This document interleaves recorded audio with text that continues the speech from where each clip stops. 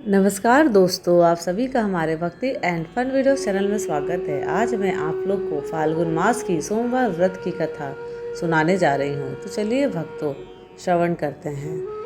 सोमवार के व्रत को लेकर मान्यता है कि इस व्रत को करने से भगवान शिव अपनी भक्तों की मुराद जल्दी पूरी करते हैं। सोमवार का दिन भगवान शिव को समर्पित है, इसलिए इस दिन भगवान शिव की पूजा और व्रत करने का महत्व और ज़्यादा बढ़ जाता है। यदि आप सोमवार के व्रत करते हैं तो आपको सोमवार व्रत कथा पढ़ना और सुनना बेहद ज़रूरी है, क्योंकि इसके बिना आपका व्रत अधूरा माना जाता है। आइए जानते हैं सोमवार व्रत कथा। देवों के देव महादेव बहुत ही भोले माने जाते हैं, इसलिए उनका एक नाम भोलेनाथ भी है। पौराणिक मान्यता अनुसार भगवान शंकर को प्रसन्न करने के लिए किसी भी तरह के खास विशेष पूजन की आवश्यकता नहीं होती, क्योंकि कहा जाता है कि वह तो भोले हैं और भक्त की मन से की गई क्षणिक मात्र की भक्ति से ही वह प्रसन्न हो जाते हैं। अगर आप भी शिव की भक्ति और कृपा पाने के लिए व्रत करते हैं तो इस कथा से भोलेनाथ को प्रसन्न कर सकते हैं। आइए जानते हैं कथा। एक बार एक नगर में साहूकार था। उसके घर में धन की कोई कमी नहीं थी, लेकिन कोई संतान ना होने के कारण वह दुखी था।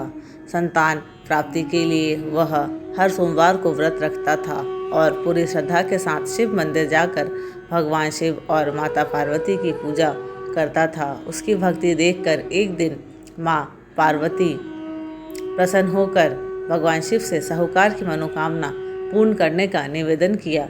पार्वती जी के आग्रह पर भगवान शिव ने कहा कि हे पार्वती, इस संसार में हर प्राणी को उसके कर्मों का फल मिलता है और जिसके भाग्य में जो है उसे भोगना ही पड़ता है। लेकिन पार्वती जी ने साहूकार की भक्ति देखकर उसकी मनोकामना पूर्ण करने की इच्छा व्यक्त की। माता पार्वती के आग्रह पर शिव जी ने साहूकार को पुत्र प्राप्ति का वरदान तो दिया, लेकिन उन्होंने बताया कि यह बालक 12 वर्ष तक ही जीवित रहेगा। माता पार्वती और भगवान शिव की बातचीत को साहूकार सुन रहा था, इसलिए उसे ना तो इस बात की खुशी थी और ना ही दुख। वह पहले की भांति शिव जी की पूजा करता रहा। कुछ समय के बाद साहूकार की पत्नी ने एक पुत्र को जन्म दिया। जब वह बालक 11 वर्ष का हुआ तो उसे पढ़ने के लिए काशी भेज दिया गया। साहूकार ने पुत्र के मामा को बुलाकर उसे बहुत सारा धन देते हुए कहा कि तुम इस बालक को काशी विद्या प्राप्ति के लिए ले जाओ। तुम लोग रास्ते में यज्ञ कराते जाना और ब्राह्मणों को भोजन दक्षिणा देते हुए जाना। दोनों मामा भांजे इसी तरह यज्ञ कराते और ब्राह्मणों को दान दक्षिणा देते काशी नगरी निकल पड़े।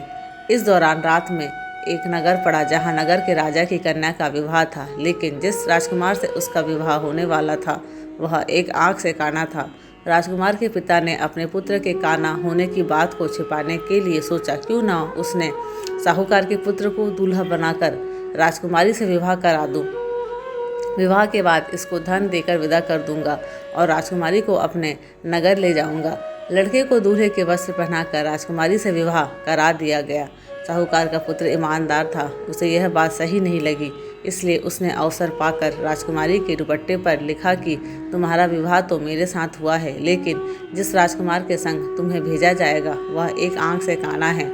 मैं तो काशी पढ़ने जा रहा हूँ। जब राजकुमारी ने चुन्नी पर लिखी बातें पढ़ी तो उसने अपने माता पिता को यह बात बताई। राजा ने अपनी पुत्री को विदा नहीं किया, फिर बारात वापस चली गई। दूसरी ओर साहूकार का लड़का और उसका मामा काशी पहुँचे और वहाँ जाकर उन्होंने यज्ञ किया। जिस दिन लड़का 12 साल का हुआ उस दिन भी यज्ञ का आयोजन था। लड़के ने अपने मामा से कहा कि मेरी तबीयत कुछ ठीक नहीं है। मामा ने कहा कि तुम अंदर जाकर आराम कर लो। शिव जी के वरदान अनुसार कुछ ही देर में उस बालक के प्राण निकल गए। मृत भांजे को देख उसके मामा ने विलाप करना शुरू किया। संयोगवश उसी समय शिवजी और माता पार्वती उधर से जा रहे थे। पार्वती माता ने भोलेनाथ से कहा, स्वामी, मुझे इसके रोने के स्वर सहन नहीं हो रहे हैं, आप इस व्यक्ति के कष्ट को अवश्य दूर करें। जब शिव जी मृत बालक के समीप गए तो वह बोले कि यह उसी साहूकार का पुत्र है जिसे मैंने 12 वर्ष की आयु का वरदान दिया था। अब इसकी आयु पूरी हो चुकी है। लेकिन मातृ भाव से विभोर माता पार्वती ने कहा कि हे महादेव, आप इस बालक को और आयु देने की कृपा करें, अन्यथा इसके वियोग में इसके माता पिता भी तड़प तड़प कर मर जाएंगे। माता पार्वती के पुनः आग्रह पर भगवान शिव ने उस लड़के को जीवित होने का वरदान दिया। शिव जी की कृपा से वह लड़का जीवित हो गया। शिक्षा पूरी करके लड़का मामा के साथ अपने नगर की ओर वापस चल दिया। दोनों चलते हुए उसी नगर में पहुंचे जहां उसका विवाह हुआ था। उस नगर में भी उन्होंने यज्ञ का आयोजन किया। उस लड़के के ससुर ने उसे पहचान लिया और महल में ले जाकर उसकी खातिरदारी की और अपनी पुत्री को विदा किया। इधर साहूकार और उसकी पत्नी भूखे प्यासे रहकर बेटे की प्रतीक्षा कर रहे थे। उन्होंने प्रण रखा था कि यदि उन्हें अपने बेटे की मृत्यु का समाचार मिला तो वह भी प्राण त्याग देंगे, परंतु अपने बेटे के जीवित होने का समाचार पाकर वह बेहद प्रसन्न हुए। उसी रात भगवान शिव ने साहूकार के स्वप्न में आकर कहा, हे श्रेष्ठी, मैंने तेरे सोमवार के व्रत करने और व्रत कथा सुनने से प्रसन्न होकर तेरे पुत्र को लंबी आयु प्रदान की है। इसी प्रकार जो कोई सोमवार व्रत करता है या कथा सुनता और पढ़ता है उसके सभी दुख दूर हो जाते हैं और सभी मनोकामनाएं पूर्ण हो जाती हैं। अब चलिए भक्तों शिव चालीसा का पाठ श्रवण करते हैं। कपूर गौरम करुणावतारम संसार सारम भुजगेंद्रहारम सदा वसंतम हृदयारविंदे भवम भवानी सहितम नमामि।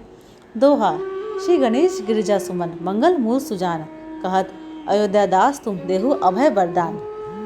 जय गिरिजापति दीन दयाला सदा करत संतन प्रतिपाला भाल चंद्रमा सोहत नीके कानन कुंडल नाग फनीके अंग गौर सिर गंग बहाय मुंड माल तन छार लगाए वस्त्र खाल बाघंबर सोहे छवि को देख नाग मुनि मोहे मैना मातु की हवि दिलारी बाम अम सोहत छवि न्यारी कर त्रिशूल सोहत छवि भारी कर सदा शत्रु शयकारी नंदी गणेश सोहे तम कैसे सागर मध्य कमल है जैसे कार्तिक श्याम और गणराव या छवि को कहीं जात न कहूँ देवन जब ही जाए पुकारा तभी दुख प्रभु आप निवारा क्या उपद्रव तारक भारी देवन सब मिली तुम्ही जुहारी तुरंत सडानन आप पढ़ाओ लवनी मह मारी गिराओ आप जलंधर असुर सनहारा सुविस तुम्हार विदित संसारा त्रिपुरा असुर सन युद्ध मचाए सभी कृपा कर लीन बचाई क्या तभी भागीरथ भारी पूरा प्रतिज्ञा तसु पुरारी दालिन महम तुम सम कोई नाही सेवक स्तुति कर सदाई वेद नाम महिमा तव गाई अखत अनादि भेद नहीं पाए प्रगट उद्धि मंथन में ज्वाला जरे सुरासुर भय बिहाला कीन दया तम करी सहाय नीलकंठ तब नाम कहाई पूजन रामचंद्र जब कीना जीत के लंग भीषण दीना सहस कमल में हो रहे धारी कीन परीक्षा तभी पुरारी एक कमल प्रभु राखे जोई कमल नयन पूजम चम सोई कठिन भक्ति देखी प्रभु शंकर भय प्रसन्न दिए इच्छित वर जय जय जय अनंत अविनाशी कर कृपा सबके घटवासी दुस्सकल नित मोहि सतावे भ्रमत रहे मोहि चैन न आवे त्राही त्राही में नाथ पुकारो यही अवसर मोहि आन उबारो ले त्रिशूल सतुन को मारो संकट से मोहि आन उबारो मातु पिता भ्राता सब कोई शंकर ने पूछत नहीं कोई स्वामी एक है आस हमारी आए हरु आप संकट भारी धन निर्धन को दे सदाही जो कुछ जाचे सो फल पाही स्तुति कह विधि करो तुम्हारी शमु नातप चुक हमारी शंकर हो संकट के नाशन मंगल कारण विघ्न नाशन योगी यति मुनि ध्यान लगावे नार शीश नवावे नमो नमो जय नमो शिवाय सुर ब्रह्मादिक पार न पाए जो है पाठ करे मन लाए ता पारो ते शंभु सहाय ऋणिया जो कोई हो अधिकारी पाठ करे सो पावन हारे पुत्र हिनकर इच्छा कोई निश्चय शिव प्रसाद ते ही होई पंडित त्रिदशी को लावे ध्यान पूर्वक होम करावे त्रिदशी व्रत करे हमेशा तन नहीं ताके रहे कलेशा धूप दीप नैवेद्य चढ़ावे शंकर सब पाठ सुनावे जन जन के पाप नसावे अंतवास शिवपुर में पावे कहत अवध्या आज तुम्हारी जानी सकल दुख हरू हमारी। दोहा। नित नेम कर प्रातः ही पाठ करो चालीसा तुम मेरी मनोकामना पूर्ण करो जगदीश मंगसर छठी हेमंत ऋतु संवत 64 जान स्तुति चालीसा शिव ही पूर्ण कीर्ण कल्याण। जय शिव बाबा जी। शिव जी की आरती।